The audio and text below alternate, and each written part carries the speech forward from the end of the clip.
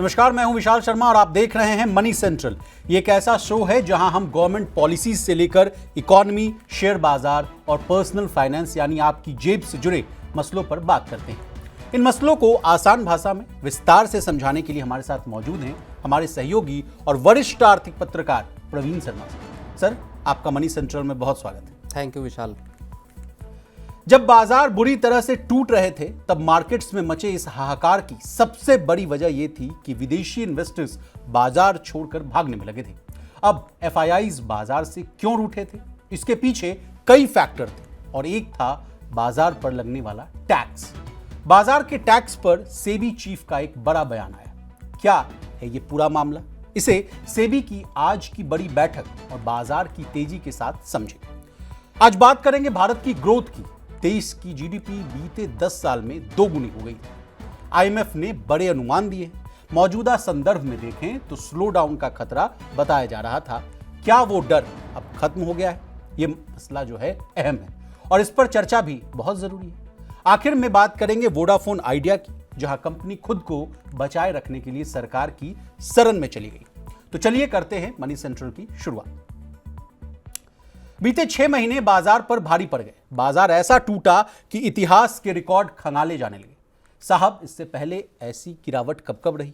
बाजार की गिरावट के लिए एफआईआईज की भगदड़ को कोसा गया, लेकिन एक बात यह भी उठी कि एफआईआई के भागने के पीछे सबसे बड़ा फैक्टर बाजार पर लगने वाला टैक्स है। अब सेबी चीफ तुहिन कांत पांडे ने शेयरों की खरीद फरोख्त पर लगने वाले टैक्स पर एक बड़ा बयान दिया। सवाल यह है सर आपसे कि क्या है सेबी चीफ का बड़ा बयान और इसके क्या मायने? देखिए विशाल, सेबी चीफ ने अभी शनिवार को एक बड़ा बयान दिया है शेयर मार्केट को लेके और टैक्स को लेके। पिछले साल जब अक्टूबर की शुरुआत से जब बाजार गिरना शुरू हुए तो अभी मार्च के आप समझिए कि पिछले हफ्ते तक बाजारों में बड़ी गिरावट दिखाई देती रही। जी सर। सबसे बड़ा मसला माना गया कि एफआईआईज बिकवाली कर रहे हैं। 3.5 लाख करोड़, 4 लाख करोड़, इसी साल अब तक 2 लाख करोड़ की बिकवाली की बातें आई। जी। बताया ये गया कि दुनिया के तमाम जो ग्लोबल फैक्टर हैं, अनसर्टेनिटीज़ हैं, टैरिफ वॉर है और तमाम चीज़ें हैं, लेकिन उसके साथ एक बड़ा फैक्टर बताया गया कि इंडिया में जो विदेशी इन्वेस्टर्स से जो कैपिटल गेंस टैक्स दिए जा रहे हैं वो उनके जाने की बड़ी वजह बन गया है, क्योंकि जब आप टैक्स को एडजस्ट कर रहे हैं रिटर्न के साथ तो उनको वहाँ पे अच्छा फ़ायदा होता हुआ नज़र नहीं आ रहा। इस बात को दोहराया था हमारे समीर अरोड़ा ने भी, जो हेलियोस कैपिटल के को-फाउंडर हैं, CIO है। उन्होंने भी कहा था कि अगर आपको सही पॉलिसीज लानी है तो एफआईआई से दुनिया भर में कहीं टैक्स नहीं लिया जाता, आप यहाँ इतना भारी टैक्स क्यों लेते हैं। न सिर्फ ग्लोबल इन्वेस्टर बल्कि इंडियन इन्वेस्टर्स भी इस बात को बार बार कह रहे थे कि जो 10% से बढ़ाकर 12.5% कर दिया लॉन्ग टर्म गेन टैक्स और 15% से बढ़ा के 20% कर दिया गया शॉर्ट टर्म गेन टैक्स, और STT पिछले साल जुलाई की बात है जब बजट पेश हुआ और उसमें बढ़ाया गया, उसके बाद से चीज़ें बदली। अब नए सेबी चीफ तुहिन कांत पांडे जो फाइनेंस सेक्रेटरी थे, उससे पहले दीपम के सेक्रेटरी थे, अब उन्होंने एक बड़ा बयान दिया है। उन्होंने इस पूरे मसले पर तस्वीर को साफ करने की कोशिश की है। बाजार को और विदेशी इन्वेस्टर्स को एक बड़ा संकेत दे दिया है। उन्होंने साफ कर दिया है कि जो चीज़ें सेट हो चुकी हैं टैक्सेशन के मामले में, जो चीज़ें तय हैं, अब उनको हिलाने की कोई ज़रूरत नहीं है और विदेशी इन्वेस्टर्स इस बात को अच्छी तरह से समझ लें। उन्होंने एक और बड़ी बात कही, एक तरह से उन्होंने बाजार को बचाने की बात कही कि भाई आप समझ लीजिए कि टैक्सेशन का जो मसला है वो एज इट इज़ रहेगा। अब जो उनका बयान है उसको एक संदर्भ में और समझा जा सकता है कि पिछले हफ्ते से मार्केट लगातार चढ़ रहा है। आज भी बाजार 6वां दिन है लगातार जब बाजार में तेजी आई है। सर, बाजार की आपने बात की तो बता दूं, अपडेट दे दूं। देखिए, निफ्टी 1.32% चढ़कर यानी 308 अंक चढ़कर 23,658 पर क्लोज हुआ है। बैंक निफ्टी की बात की जाए तो ये इसमें और बढ़ोतरी है सर, 2.20% की तेजी, 1,111 अंक की बढ़ोतरी, 51,704 पर क्लोज हुआ है सर। बिल्कुल, पिछले हफ्ते से और आज तक मतलब इन 6 दिन की तेजी में निफ्टी में जहां तक मुझे लग रहा है 1300 पॉइंट का जी इजाफा हुआ है। चर्चा कर रहे थे वो 800 अंक का था, उसके बाद 300 अंक का अगर जोड़ दे तो 1100 है ना। तो वो तेजी मार्केट में आई है। ऐसे टाइम पर उन्होंने जब बाजार में तेजी दिखाई देने लगी है, कहा यह जाने लगा है कि जो अमेरिका का टैरिफ वॉर था वो अमेरिका पर भारी पड़ने लगा है खुद पर, और विदेशी इन्वेस्टर्स को अब एक बार फिर से इंडियन मार्केट्स ज़्यादा फायदेमंद लगने लगे हैं। उस वक्त पर सेबी चीफ ने ये बयान दिया है कि भाई आपको भारत में अगर इन्वेस्टमेंट करना है, भारतीय बाजारों का फायदा लेना है, तो आपको इन टैक्स की जो तयशुदा प्रणाली है इस पर स्टिक रहना होगा। जो चीज़ें क्लियर हो चुकी हैं वहाँ अब हम हलचल मचाने का कोई इरादा नहीं रखते। उन्होंने 2-3 चीज़ें भी गिनाई हैं। उन्होंने कहा है कि हमारे फेवर में क्या चीज़ें काम करती हैं, FIIs के लिए फ़ायदेमंद क्या है। उन्होंने क्या यहाँ पे 11% का रिटर्न मिला है, MSCI का 5% की अगर आप आधार पर देखेंगे तो 11% पिछले 5 साल में 11% का रिटर्न मिला है। इसके अलावा उन्होंने कहा कि भारत का जो मैक्रो एनवायरनमेंट है या जो इकोनॉमिक स्टेबिलिटी है वो आप देख लीजिए, दुनिया भर में वैसा नहीं मिलेगा। एक वो है, भारत दुनिया की सबसे तेजी से बढ़ती हुई अर्थव्यवस्था है। नीतिगत स्तर पर भारत एक सही रास्ते पर है, स्थिरता है नीतियों में। तो उन्होंने ऐसी कई, तेजी से बढ़ती अर्थव्यवस्था, उन्होंने ऐसी कई फैक्टर गिनाए और एक तरह से उन्होंने संकेत दिया कि अगर आपको फ़ायदा लेना है तो भारत का बाजार सबसे आकर्षक है, भारत के मार्केट्स में आपको बड़ा फ़ायदा हो सकता है। और इसीलिए साफ तौर पर जो उन्होंने बात कही कि हम टैक्सेशन के मसले पर पीछे हटने वाले नहीं है। जो बात आई थी बीच में जब समीर अरोड़ा ने कहा, जब मार्केट गिर रहे थे, कि क्या सरकार एटलीस्ट FIIs के लिए टैक्स कम करेगी, तो अब ये चीज़ भी साफ हो गई है कि सरकार या सेबी चीफ ने खुद कह दिया। तो अब इस मामले पर मुझे लगता है कि अब एक पूर्ण विराम लगने की उम्मीद है। प्रवीण सर, मुझे लगता है कि बाजार की तेजी के पीछे एक दो और कारण है, और उस कारण को भी अगर मैं सेबी चीफ के बयान से जोड़ूं, इन्होंने ना बाजार में ट्रांसपेरेंसी को लेकर बड़ा संदेश दिया है। कहा कि कुछ कंपनियां जो हैं गलत और भ्रामक जानकारियां देकर इन्वेस्टर्स को गुमराह कर रही हैं। किसी भी गलत जानकारी पर कार्रवाई करने के लिए हम हिचकेंगे नहीं। रिटेल इन्वेस्टर्स को भी बड़ी सौगात देने वाली बात यह है कि सर डेरिवेटिव बाजार, FNO वाली बात पर अगर मैं जोड़ूं, करें कि डेरिवेटिव बाजार की जो वॉल्यूम है उसको सही तरीके से समझने की जरूरत है। कई बार देखने वाले जो आंकड़े हैं वो गुमराह कर सकते हैं। उसके अलावा सेबी चीफ का जो बयान है सर, उसमें उन्होंने एक नया वैल्यू एडिशन दिया है कि नया रेगुलेशन जल्द आएगा, जिससे बाजार में बड़े इन्वेस्टर्स और छोटे इन्वेस्टर्स के बीच का जो संतुलन है उसको बनाया जाएगा। ऐसी व्यवस्था बनानी होगी जहां सिर्फ बड़े संगठित निवेशक ही फायदा ना उठाएं बल्कि रिटेल निवेशकों को भी लाभ मिले।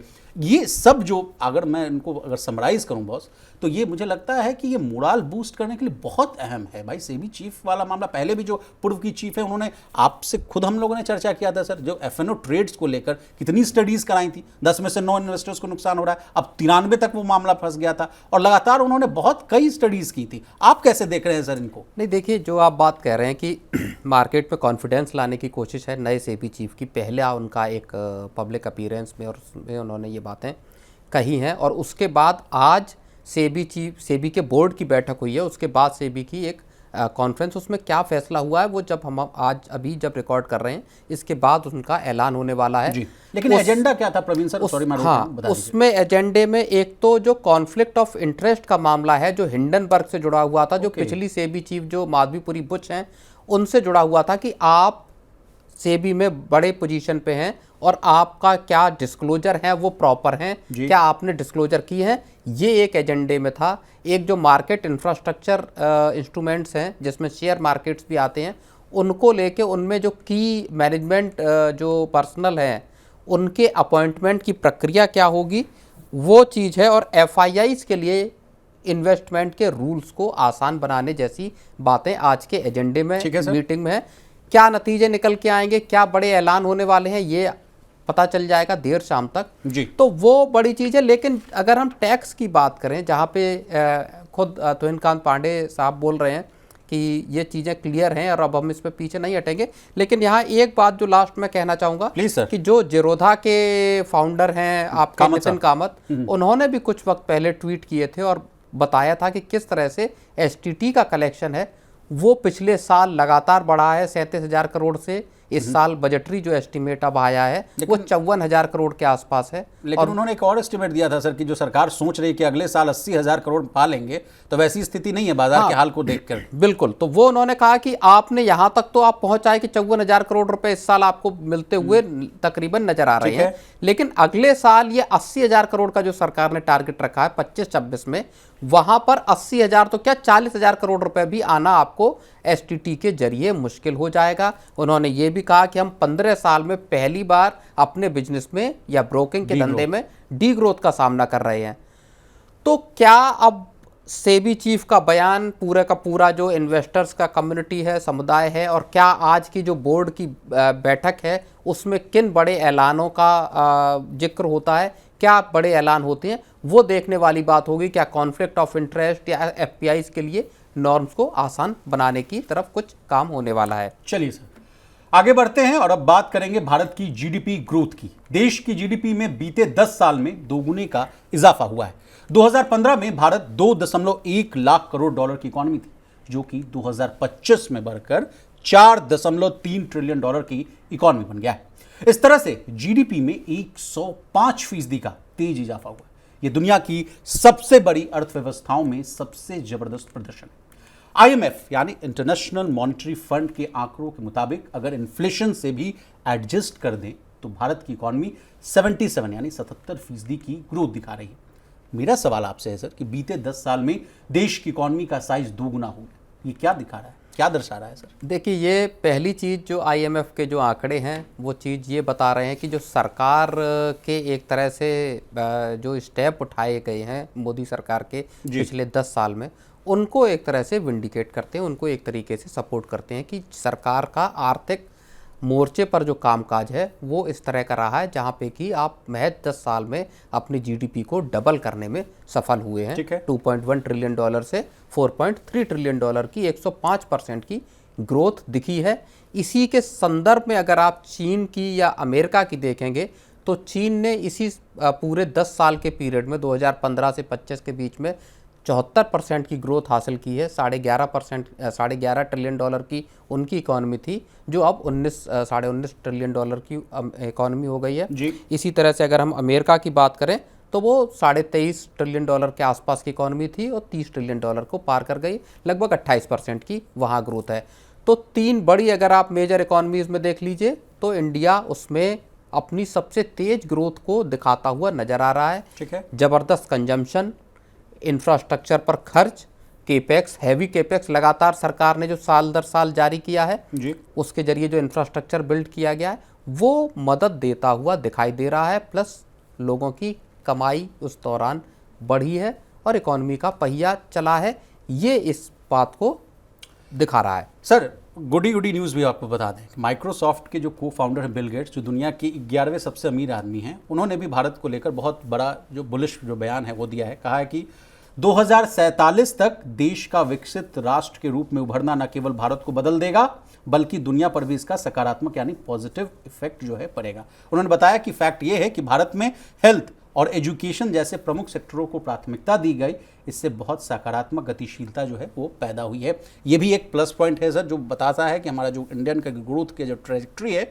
वो बहुत शानदार है। लेकिन इसके उलट अब बात कर लेते हैं सर सौरभ मुखर्जी इसमें जापान, जैसे आईएमएफ की भी जो रिपोर्ट है उसमें यह भी कहा गया है कि जापान को हम इसी साल ओवरटेक कर लेंगे इन टर्म्स ऑफ इकोनॉमी और 2027 में हम जर्मनी को सरपास कर जाएंगे इकोनॉमिक अपना जीडीपी के मामले में। ठीक है, लेकिन सर ये तो हुई गुड बात, अच्छी बात, लेकिन सौरभ मुखर्जी साहब जो फाउंडर हैं और सीईओ हैं मार्सलिस इन्वेस्टमेंट के, इन्होंने कहा कि देश की आबादी 140 करोड़ सर, उसमें प्रमुख लोग अगर मान लिया जाए तो इंडियन मिडिल क्लास है। वो कह रहे हैं कि वो फाइनेंशियल स्ट्रेन से गुजर रहे हैं और उसके पीछे उन्होंने कहा है 3 कारण। क्या कारण है भाई? पहला कारण है स्टैग्नेंट अर्निंग, दूसरा है ऑटोमेशन ड्रिवन ग्रोथ जॉब्स, ठीक है, तीसरा है ongoing economic slowdown. Sir Saurabh Mukherjee साहब तो बड़े वायरल आदमी हैं शेयर मार्केट की दुनिया में, इकोनॉमी की दुनिया में, उनको बहुत लोग सुनना चाहते हैं। वो अगर ऐसी बात कह रहे हैं कि भाई यहाँ की जो आबादी है मिडिल क्लास, उसकी अगर औसतन अगर मान लीजिए सैलरी देखिए या वेतन देखिए, वो 10 से 10.5 लाख रुपए के आसपास है और ये स्थिर है बीते 10 साल से।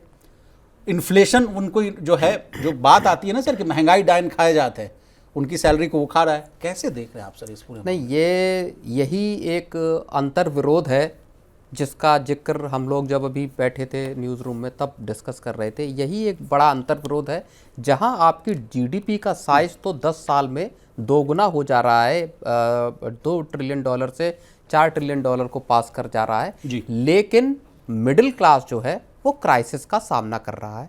ये बात पिछले कुछ सालों में बार बार निकल कर सामने आई है, चाहे कोविड का पीरियड हो या उससे पहले का, कि क्या देश का मिडिल क्लास ग्रो कर पा रहा है, बढ़ पा रहा है, जो उसकी एस्पिरेशंस हैं क्या वो उसको उस तरह से पूरा कर पा रहा है। अब जो सौरभ मुखर्जी ने बात कही है वो इसी तरफ इशारा कर रही है कि जो देश का मिडिल क्लास है वो बेसिकली बढ़ नहीं रहा। और मुझे जो याद आ रहा है, एक और रिपोर्ट अभी हाल में आई थी जी, मिडिल क्लास जो है वो स्टैग्नेंट है, उसकी ग्रोथ नहीं हो रही। हो ये रहा है कि अमीर तबका ऊपर अमीर हो रहा है, गरीब तबका को सरकार की तरफ से मदद मिल रही है, लेकिन मिडिल क्लास आप एक ही रैखिक जो सीधी सरल रेखा है उसमें वो बना हुआ है, उसके ना कमाई में, जैसे कि आपने बताया कि ग्रोथ नहीं हो रही। ये बिल्कुल सही बात है कि जो मिडिल क्लास है वो 10.5 लाख रुपए की, जैसे सौरभ मुखर्जी ने बात कही, पिछले 10 साल से तकरीबन उसकी जो कमाई है वो 10.5 लाख रुपए के आसपास है। वहाँ कोई इजाफा नहीं हो रहा है, जो जॉब्स हैं वहाँ पे सैलरीज की इंक्रीमेंट नहीं हो रही, कमाई स्थिर है, खर्चे साल दर साल बढ़े हुए हैं, महंगाई साल दर साल बढ़ी हुई है। और उस हिसाब से अगर आप महंगाई से एडजस्ट करने पे आएंगे तो उनकी जो इनकम है या अर्निंग्स है वो आधी घट कर रह गई है।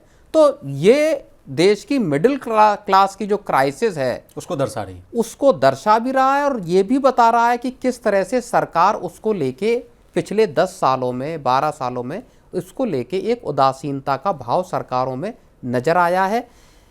अब जब आके इस साल का जो बजट है उसमें पहली बार ऐसा कुछ ऐलान किया गया है जिससे एक राहत का रिवाइवल दिखाई दे रहा है, जहां पर आपने 12 लाख रुपए तक की कमाई को टैक्स फ्री करने का ऐलान किया है। लेकिन अभी भी जो फिर वही बात है कि शंकर शर्मा की बात करें तो वो एक ऊंट के मुंह में जीरे के जैसी राहत है, जहां पे कि आपको बड़े नुकसान स्टॉक मार्केट्स में हुए हैं, जहां आप महंगाई का दंश झेल रहे हैं, जहां पे कि आपको भारी जीएसटी चुकाना पड़ रहा है, चाहे आप कुछ भी खरीदने जा रहे हैं, चाहे आप संपत्ति प्रॉपर्टी खरीदने जा रहे हैं या आप चाय बिस्किट कुछ भी खरीद रहे हैं।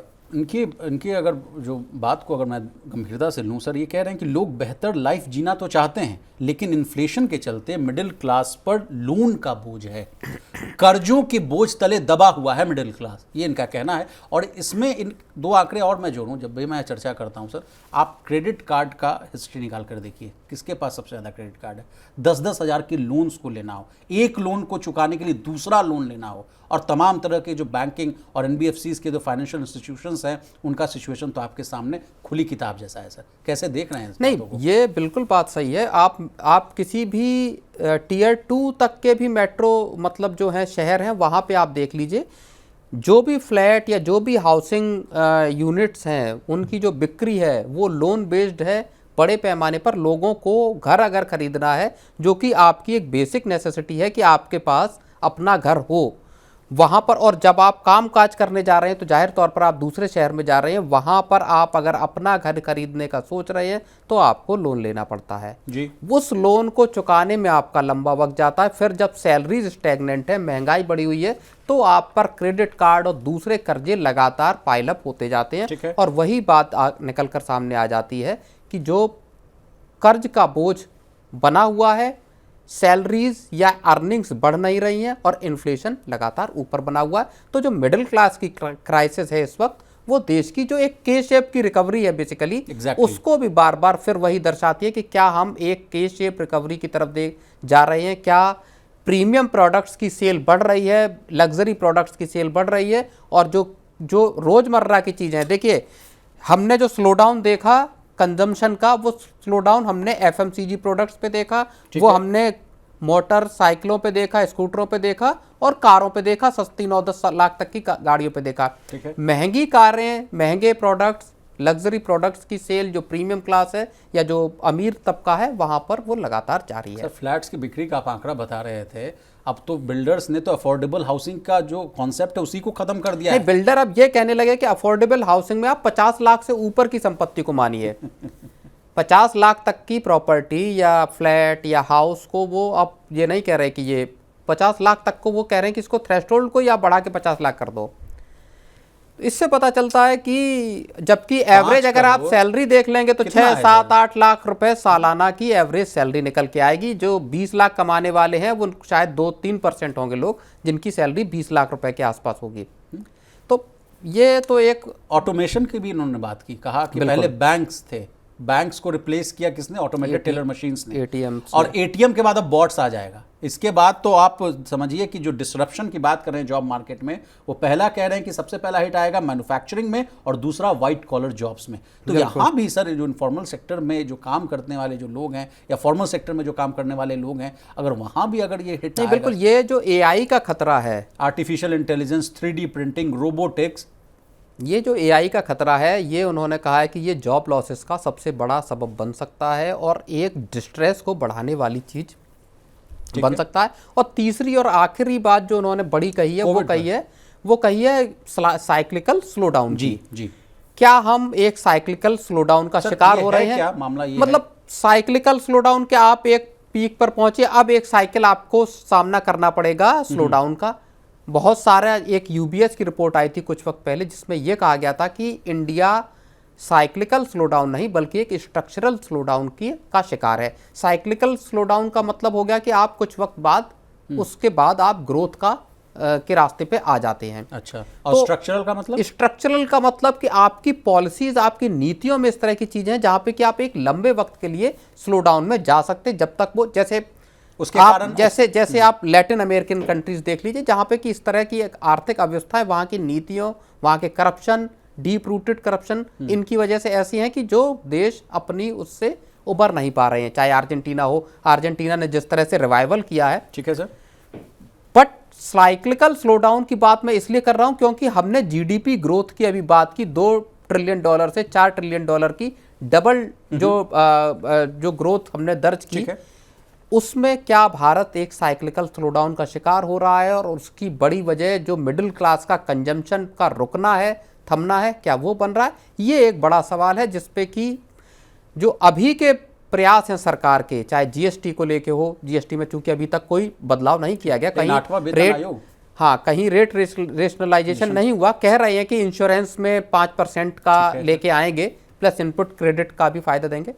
बट ओवरऑल सरकार को इस मोर्चे पर, मिडिल क्लास के मोर्चे पर अभी बड़े कदम उठाने की और रिफॉर्म करने की जरूरत है सर। आप और इसमें लास्ट बात मैं कहूंगा, इसमें सबसे बड़ा एक जो फैक्टर है वो करप्शन का भी है। जिस तरह से करप्शन डीपली, लाल फीता पूरा का पूरा करप्शन जिस तरह से पूरी की पूरी जड़ों में समाया हुआ है, उसने भी देश की जो कल ही मैं सर यूपी की खबर देख रहा था, एक आईएएस हैं, रेड मारी गई, 700 बीघा जमीन मिला है उनके पास से, 700 बीघा जमीन। नहीं, रेड उनके नहीं पड़ी, लेकिन हाँ ये है कि उनको सस्पेंड किया गया है सरकार के द्वारा और उनपे जो इंफ्रास्ट्रक्चर प्रोडक्ट है, बात कह रहे हैं बिल्कुल, वो पूरा तहसील और गांव के स्तर तक पहुंचा हुआ है। एक आईएएस ऑफिसर के पास 700 बीघा जमीन दर्शाता है कि देश की जो हालत है सर वो कैसी है ब्यूरोक्रेसी लेवल पर।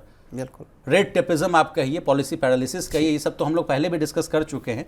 लेकिन सर एक और, सौरभ मुखर्जिया साहब की एक और बात है सर कि लॉन्ग टर्म चैलेंजेस जो है वो कह रहे हैं कि अभी भी रिमेन रह सकते हैं, मानी जारी रह सकते हैं। इस पर अगर आप कुछ ऐड नहीं, लॉन्ग टर्म, बिल्कुल लॉन्ग टर्म है, क्योंकि पॉलिसी के लेवल पे रिफॉर्म उस तरह से नहीं हो रहे जहां पे कि आप चाहे जो नौकरशाही की बात हो, जिसमें एक बात और बता दूं, अभी हमने पिछले मनी सेंट्रल में डिस्कस किया था कि पीएलआई को 14 सेक्टरों के आगे सरकार बढ़ाने नहीं जा रही। 23 अरब का नुकसान है ना? हाँ, रॉयटर्स की रिपोर्ट थी।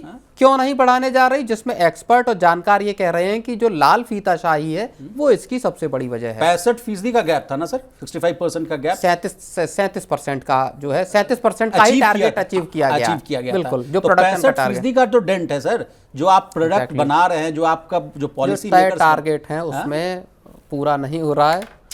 चलिए सर आगे बढ़ते हैं और अब आखिर में बात करेंगे वोडाफोन आइडिया की। भारी कर्ज से दबी और खुद को टिकाए रखने के संघर्ष में जुटी हुई टेलीकॉम ऑपरेटर वोडाफोन आइडिया ने अब सरकार से एक बड़ी गुहार की। कंपनी के सीईओ अक्षय मुंद्रा ने डिपार्टमेंट ऑफ टेलीकम्युनिकेशंस के सेक्रेटरी से कंपनी पर बने हुए एडजस्टेड ग्रॉस रेवेन्यू, यानी जिसको कि आप ईजीआर के नाम से जानते हैं, उसके कर्ज को इक्विटी में तब्दील करने की मांग की। कंपनी को एजीआर बकाया और 2012, 14, 2015 और 2016 के स्पेक्ट्रम नीलामी की किस्तें चुकानी।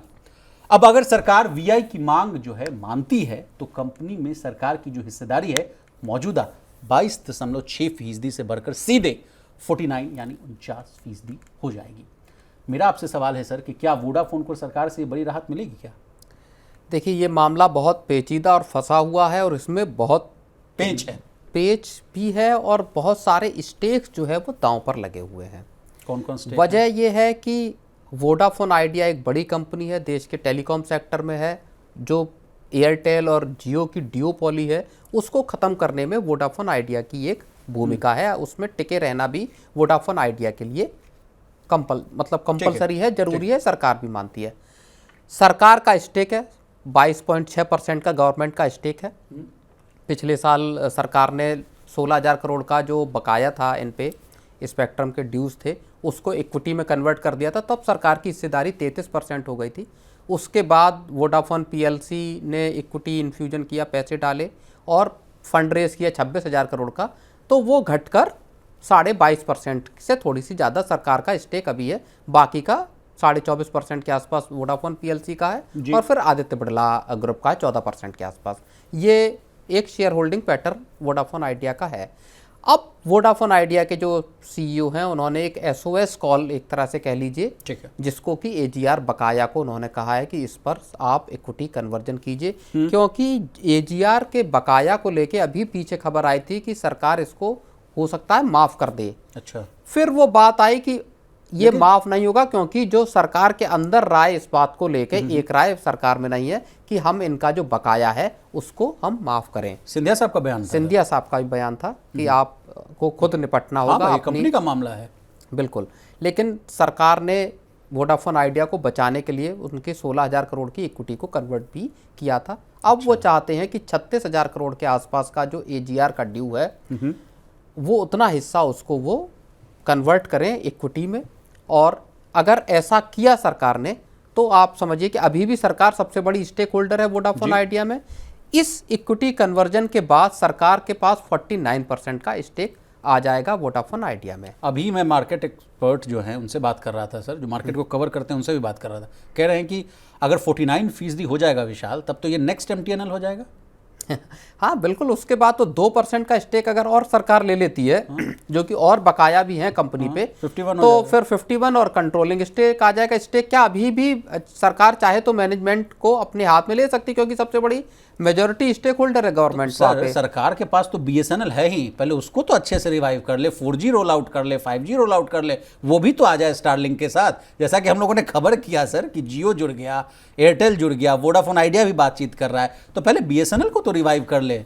नहीं देखिए, बीएसएनएल को रिवाइव करने में सरकार लगी हुई है। सरकार ने इस बार भी बजट में पैकेज दिया। सरकार कभी 82,000 करोड़, कभी 89,000 करोड़, कभी 1,12,000 करोड़, ऐसे पैकेज हमेशा बीएसएनएल और एमटीएनएल के लिए लाती रही है और उनको टिकाए रखे हुए है, क्योंकि वो क्रिटिकल पार्ट है इस देश के टेलीकॉम इंडस्ट्री का। एक क्रिटिकल जो टेलीकॉम इंफ्रा है उसको, उसमें एक सरकारी कंपनी का रहना उस हिसाब से जरूरी सरकार मानती है, इंफॉर्मेशन उसके लिए। अब वोडाफोन आइडिया का हो या टेलीकॉम कंपनियों का, एजीआर का मसला लंबे टाइम से जारी है। सरकार ने पहले ये कहा कि हम 2021 से पहले के जितने भी जो स्पेक्ट्रम ड्यूज हैं, ये भी खबर एक आ रही है कि जो स्पेक्ट्रम यूसेज चार्जेस हैं, सरकार उसको 2021 से पहले के भी जिन्होंने स्पेक्ट्रम खरीदा है वहाँ पे भी उसको माफ़ करने की ऐसी खबर आई हुई है कि वो माफ़ कर सकती। तो एक तरफ ये राहत वाली बात भी आ रही, तकरीबन 8,000 करोड़ का वोडाफोन आइडिया पर स्पेक्ट्रम यूसेज चार्जेस का बकाया है, वो देना है। वोडाफोन आइडिया के जो सीईओ हैं उन्होंने साफ कह दिया कि साहब न तो हम 6,000 करोड़ रुपए की गारंटी दे पाएंगे और ना 5400 करोड़ रुपए के आसपास का जो स्पेक्ट्रम का वो है किस्त है उसका हम पेमेंट कर पाएंगे। पहले ही हाथ खड़े कर लिए सर। हाथ खड़े करने का कारण है, जैसा आपने बताया बिल्कुल, 36,950 करोड़ का तो एजीआर प्लस स्पेक्ट्रम का बकाया है और आने वाले हफ्ते में ही सर 13,000 करोड़ का तत्काल इनको भुगतान भी करना है। लेकिन अच्छी बात यह है, गुड न्यूज़ ये है शेयर होल्डर्स के लिए भी कि अगर राहत मिल गई तो वोडाफोन आइडिया को 52,000 करोड़ की राहत मिल जाएगी सर। और एजीआर लाइबिलिटी बॉस वो 75% घट जाएगा, टोटल कर्ज बॉस वो भी 25% कम हो जाएगा। लेकिन आप नहीं तो बिल्कुल दिसंबर तिमाही के आखिर में करीब 70,000 करोड़ रुपए वोडाफोन आइडिया पर, वोडाफोन आइडिया पर असल में कितना कर्ज, कितना किसका बकाया, ये किसी को साफ भी नहीं है। कंपनी पे इतना बकाया, इतनी लायबिलिटी है, 2 लाख करोड़ के आसपास कंपनी पे कर्ज है। सर ये 2 लाख करोड़ का आंकड़ा जैसे आपने बोला, मुझे अडानी साहब याद आ गए। गौतम अडानी आपकी जितनी भी जो कंपनी है उस पर भी तो 2 लाख करोड़ तक के आसपास का कर्ज था। नहीं, गौतम अडानी के कर्ज और उनके ऑपरेशंस को आप इसके साथ वोडाफोन के साथ कंपेयर कर, लेकिन आंकड़ों को तो अगर उसी हिसाब से अगर समझे सर तो हाँ बिल्कुल, लेकिन उनका कैश फ्लो अलग है, उनकी कंपनी के कामकाज और आपका बाकी का जो रेवेन्यू है वो बहुत अलग है, बहुत अलग है। Telecom sector highly regulated sector है। टेलीकॉम सेक्टर पे सरकार के जो वसूली है रेवेन्यू की, वो जबरदस्त। अब एडजस्टेड ग्रॉस रेवेन्यू है क्या जी, बहुत सारे लोगों को यही नहीं पता होगा कि एडजस्टेड ग्रॉस रेवेन्यू है क्या। बताइए। असल में आप कोई कारोबार कर रहे हैं टेलीकॉम कंपनियों के हिसाब से मैं बता रहा हूँ, आपने जितना कमाया 10 रुपए कमाया, सरकार ने कहा कि आप जो स्पेक्ट्रम यूज कर रहे हैं, आप लाइसेंस फीस है और आपका जो स्पेक्ट्रम ऑब्लिगेशन फीस है, ऐसे करके सरकार ने कहा कि आपका जो रेवेन्यू है उसमें से आप एक सर्टेन परसेंटेज आप मुझे दीजिए। ठीक है, मान लीजिए 10 रुपए कमाए तो वो अलग है। जो आप प्रॉफिट देंगे, कॉर्पोरेट टैक्स देंगे, उस सबसे अलग है। तो इस सेक्टर से सरकार का जो कमाई का जो रेवेन्यू हासिल करने का है वो बहुत ज़्यादा है। कंपनियां वोडाफोन आइडिया के अगुवाई में जो आपका जो एजीआर का कैलकुलेशन है उसको लेके बड़ा रार चली। डीओटी को लेके, ट्राई को लेके कि कैलकुलेट आप कैसे कर रहे हो एजीआर को। सुप्रीम कोर्ट में गया, सुप्रीम कोर्ट ने खारिज की, फिर पिटीशन गई कंसीडर करने के लिए, फिर खारिज हुआ 2019 में, और फिर अभी डाली गई थी क्यूरेटिव पिटीशन, 1 साल पहले की बात है। और पिछले साल सितंबर या अक्टूबर के आसपास सुप्रीम कोर्ट ने वोडाफोन आइडिया की उस क्यूरेटिव पिटीशन को भी खारिज कर दिया था, जिसमें उन्होंने कहा था कि साहब इसको आप रिकंसीडर कीजिए, ये जो कैलकुलेशन का तरीका है ये गड़बड़ है।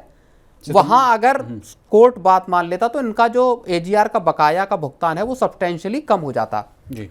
लेकिन वो नहीं हुआ। एक और यहाँ फैक्टर है, पेज जो है एजीआर का जो बकाया आपको देना है, इसमें जो 36,950 करोड़ रुपए की मांग कर रहे हैं, अभी वोडाफोन आइडिया का मार्केट कैप तकरीबन 54,000 करोड़ रुपए है। Exactly sir.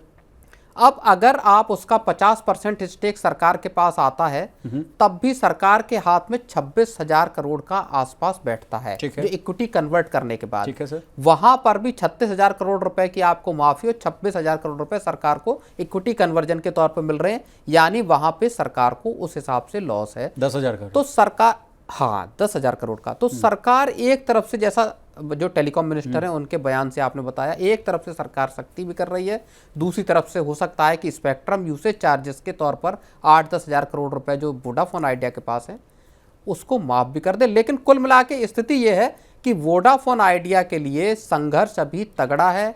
ग्राहक छोड़ के जा रहे हैं। 5G को अभी मुंबई में लॉन्च किया है। स्पेक्ट्रम जो सैटेलाइट स्पेक्ट्रम है उसके जरिए इंटरनेट देने के लिए बातचीत कंपनी कर रही है। संघर्ष अभी मुश्किल है। सरकार बकाया माफ करती है या नहीं करती है, ये बहुत सारी ऐसी चीजें हैं जो संघर्ष। प्रवीण सर, वोडाफोन आइडिया के शेयरों का जो चार्ट है ना, उसको देख के भी पता चल जाएगा। आज 3.81% गिरा है, 4% टूट गया है शेयर, 7 रुपए 33 पैसे के आसपास ट्रेड कर रहा है। वो उसकी वजह यही है कि ये खबर जो आई कि उन्होंने एक SOS कॉल दी है कि आप माफ कीजिए, कर्ज के आंकड़े हैं या 36,000 करोड़, उसको लेके मार्केट में सेंटीमेंट संभवतः खराब हुआ होगा, जिस वजह से आज शेयरों में भी गिरावट नजर आई है। चलिए प्रवीण सर, आपका बहुत शुक्रिया, आपने इन तमाम मुद्दों को बहुत ही आसान भाषा में समझाया। तो आज के मनी सेंट्रल में बस सर इतना ही। इसी तरह देश, दुनिया और बिजनेस जगत से जुड़ी तमाम ताजा तरीन खबरों के लिए बने रहिए हमारे साथ और देखते रहिए मनी 9।